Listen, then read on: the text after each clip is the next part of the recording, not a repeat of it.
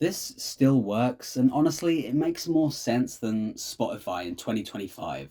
MP3 players, do you remember them? And I mean, like, really remember them? That scratched up iPod. The hours spent downloading off of LimeWire, hoping your home computer just didn't explode. Weirdly enough, I think MP3 players are more relevant now than they've been in many years. And a big reason for that is streaming and all the compromises that come with it. Hello, welcome back. You're with me, Icy Snaps, and yes, today we are talking about MP3s. And, showing off a little bit of my collection as well. Look at this iPod. Yeah, it's big, it's clunky, but damn, does it feel good in your hand.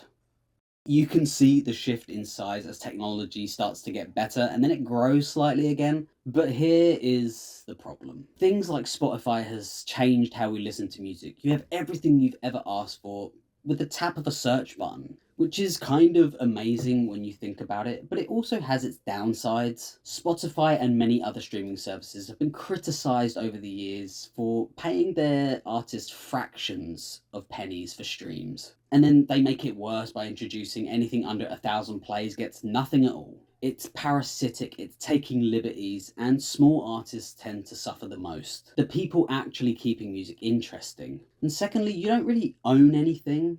Hence why things like Bandcamp are so important. Albums can disappear, and occasionally they do, be that licensing or label disputes, or maybe the artist just wants to take their music off of one of the worst owned music companies to ever infiltrate the music scene. One day it's in your library and the next, gone. Another issue, obviously, is the algorithm. Not only have they discovered a fun way of tracking you, it pushes certain sounds, moods, who's paying the most money, and then quietly sidelines everything else. Music feels less like discovery and more content. And that's why I love MP3 players. Do you remember the Zune? God, what a disaster of an MP3 player. I do actually quite like this noughties design. Everything has to be so minimal these days. Give me something big with a big screen and a fat dial on it.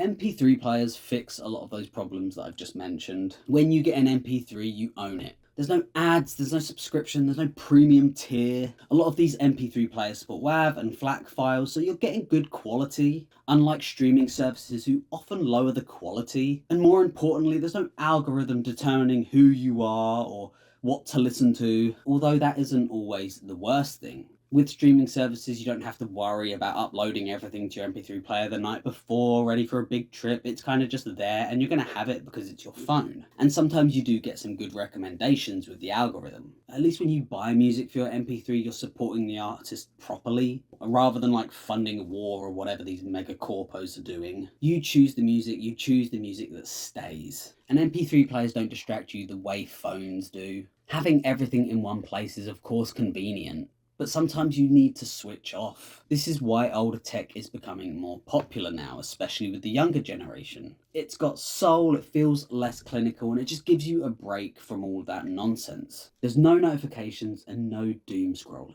Although, check this out, if you do miss being one of those annoying people on public transport playing with your phone out loud, we have a solution for you too. My lovely Samsung speaker MP3. Yes, as seen in that Fergie video. I don't know, maybe it's just me, but I feel like back then music took a bit more effort. You downloaded albums, you named files, you sorted it out, you committed storage space to it. The effort made felt more valuable. You didn't just casually like a song, you kept it. And I feel like that changed a bit how we connected with it. Right now we're seeing vinyl sales, well, they were rising, they've now plateaued, but that's probably because of the economy. CDs are coming back, can you believe it? Which makes MP3 players even more important, unless you want to be lugging around that whole CD folder, with a CD player that skips every time, then you want to put it on something also non-invasive like an MP3 player.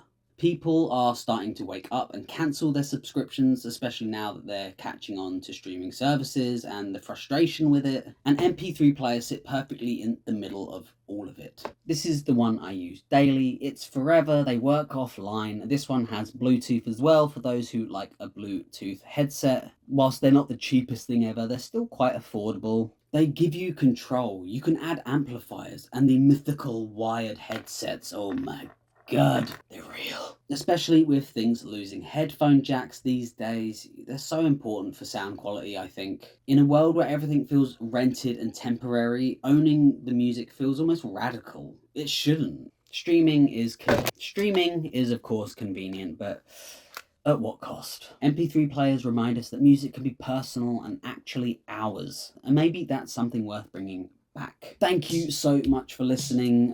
Sorry about my little rant on MP3 players. Do you have an MP3 player? Let me know below. I'd love to see them if I can somehow. Don't know. But yeah, let me know. And thank you again so much for watching. I really appreciate it. And I hope you have a happy holiday, Christmas, or whatever you do or don't celebrate.